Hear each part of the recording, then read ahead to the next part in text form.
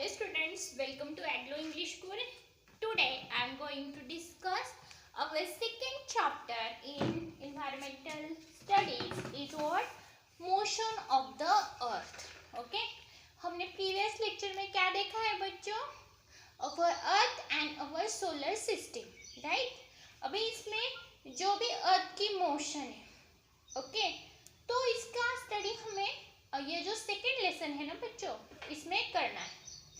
हमें पता है कि हमने फर्स्ट लेसन में देखा था भी अर्थ क्या होती है, रिवॉल्व होती है, घूमती है, फिरती है, चक्कर काटती है, भ्रमण करती है, राइट.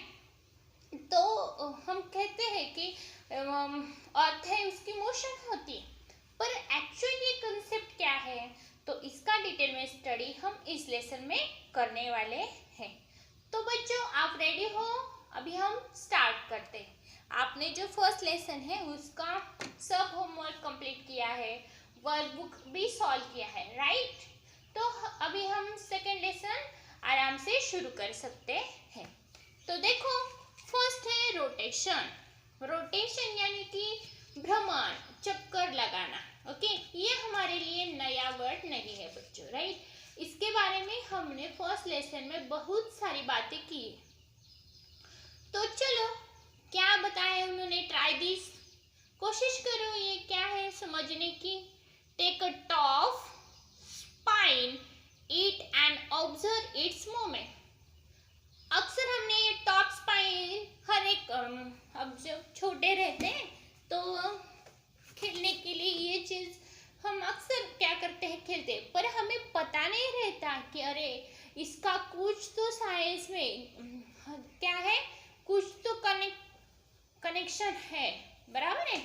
तो अभी आपको हमारे स्टडी के लिए उसको ऑब्जर्व करना, उसकी मूवमेंट यानी कि हलचल है ना. तो देखो उन्होंने यहाँ पे ये जो है वो ऐसे घूमता है, इसलिए उन्होंने ये एरोज दिखाए बच्चों, और ये उसका एक्सिस है और टॉप. ओके, ये क्या है, टॉप, और ये ऐसे ऐसे घूमता रहता है. Okay, the top turn around itself, एक खुद के अराउंड में क्या होता है, रिवॉल्व होता है. Any object that turn about itself actually turn around a certain imaginary line.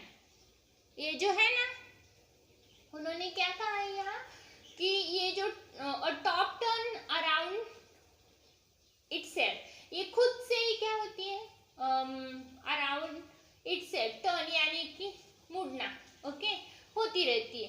Any object that turn about itself, जब ये खुद के अराउंड में घूमती रहती है, एक्चुअली वो क्या कंसीडर करती है, एक इमेजिनरी लाइन, यानी कि इमेजिनरी लाइन यानी कि यहाँ काल्पनिक रेखा है, उसके अराउंड में ऐसे ऐसे ऐसे घूमती रहती है.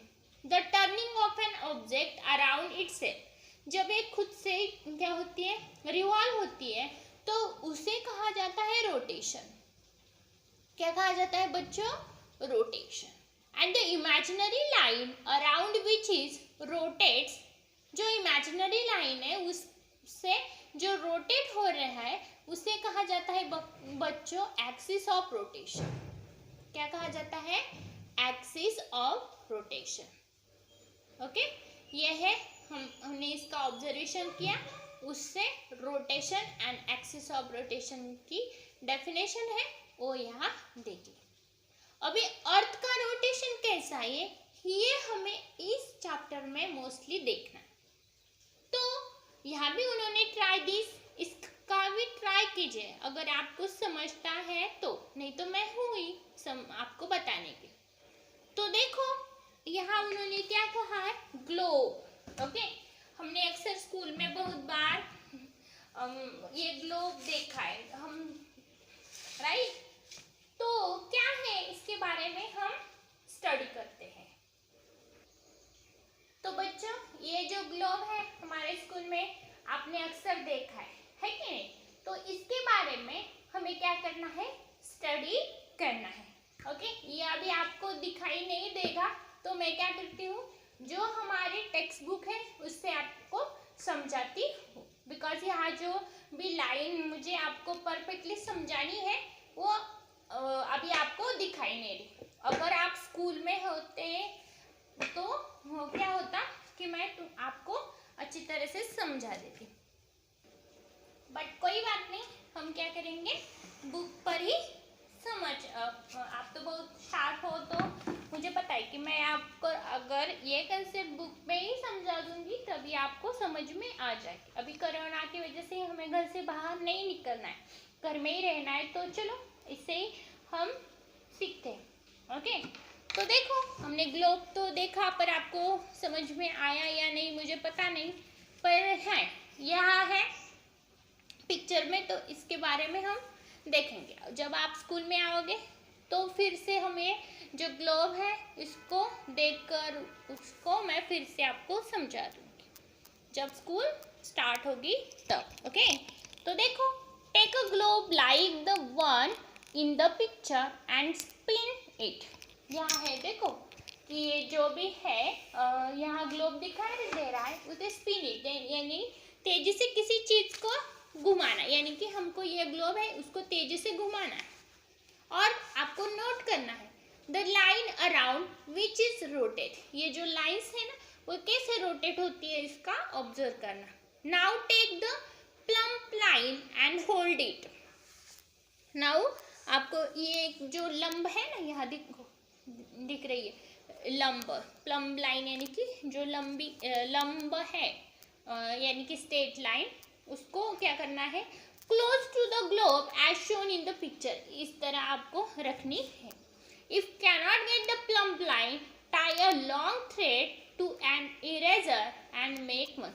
अगर आपको वैसे नहीं पॉसिबल हो रहा है तो आप क्या करो थ्रेड से क्या करो, ऐसे लटका दो। ओके, तो you will see the plum line. अभी आपको ये प्लम लाइन देखनी है, ये जो प्लम लाइन दिख रही है इनको। And the earth axis are at an angle each other. Okay, and earth axis, earth जो भी एक्सिस है हमें पता है, नॉर्थ एंड अक्सर हमने जो नॉर्थ साउथ पोल कंसिडर करते हैं, तो हमें अभी इसमें क्या करना है, जो प्लग लाइन है एंड जो हमारा एक्सिस है ये एंगल टू ईच अदर करना। ओके, देखो यहाँ उन्होंने एक्सिस कहा है, ये एक्सिस और ये जो प्लम लाइन है इसके बीच एंगल हो रहा है। Okay, which is the earth axis is incline, incline यानी कि झुका हुआ है कि नहीं। The earth axis is incline, ये देखो ये जो प्लम लाइन के इसके लिए ये जो एक्सिस है वो झुका हुआ है। ओके, तो बच्चों पहले हम इस ग्लोब को देखते हैं। ये ग्लोब हमने क्या किया था, पहले बहुत तेजी से घुमाया, तभी हमने ऑब्जर्वेशन किया। फिर उन्होंने क्या कहा कि आप इस पर एक लाइन ड्रॉ करो, जो कि क्या होगा, आपकी स्ट्रेट लाइन प्लम लाइन होगी। अगर नहीं पॉसिबल तो इरेजर को बांध के आप क्या करो, एक थ्रेड को ऐसे पकड़ो, ऐसे परफेक्टली पैच करो कि जो एक्सिस है और ये जो प्लम लाइन है इसके बीच एंगल रहना चाहिए। ओके, एंड जो अर्थ एक्सिस है ये प्लम लाइन के बीच क्या हो रहा है, इंक्लाइन हमें दिख रहा है। ओके, तो बच्चों अगर कंसीडर करो ये प्लम लाइन मैंने पकड़ी हुई है, ये है हमारा एक्सिस, यानी कि यहाँ देखो उन्होंने एक्सिस हमें दिखाया है, ये है नॉर्थ पोल, ये है साउथ पोल, इसको उन्होंने कहा है प्लम लाइन। ओके, ये एक्सिस हुआ, नॉर्थ पोल हुआ, साउथ पोल हुआ, प्लम लाइन। अभी इक्वेटर, इक्वेटर यानी कि क्या होता है, जो भी इक्वेटर है वो भूमध्य रेखा होती है, इक्वल पार्ट करने वाली। ओके, यहाँ हाफ और यहाँ हाफ, उसे भूमध्य कहा जाता है बच्चों। ओके, और है नॉर्थर्न हेमिस्फीयर, ये जो हेमिस्फीयर है यानी गोलार्ध, उसे जो हेमिस्फीयर है इसे अर्धगोल और गोलार्ध कहा जाता है।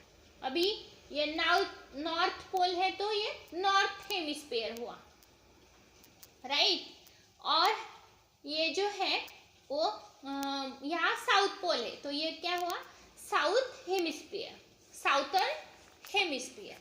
तो ये है प्लम लाइन, ये है साउथ पोल, ये है नॉर्थ पोल, ये है इक्वेटर, ओके।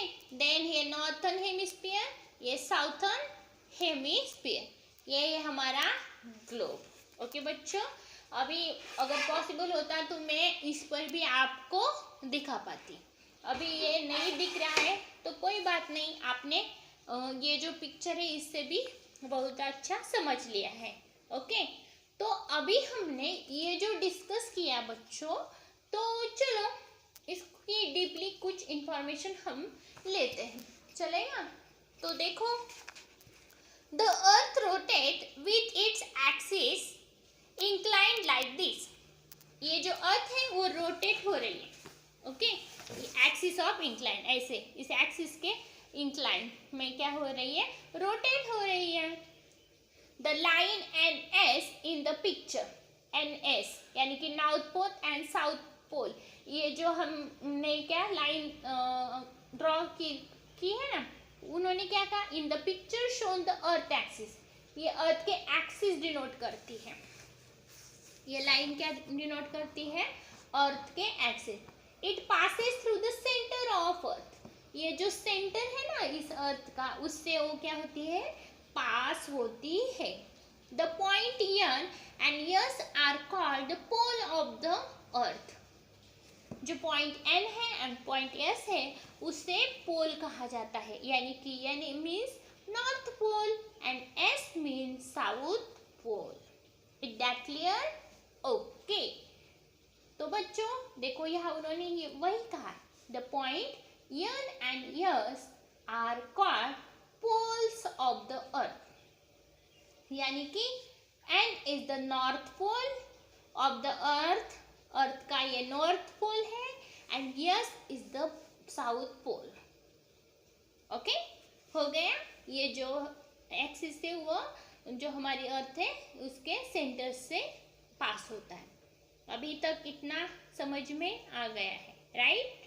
तो आगे बताओ, ओके।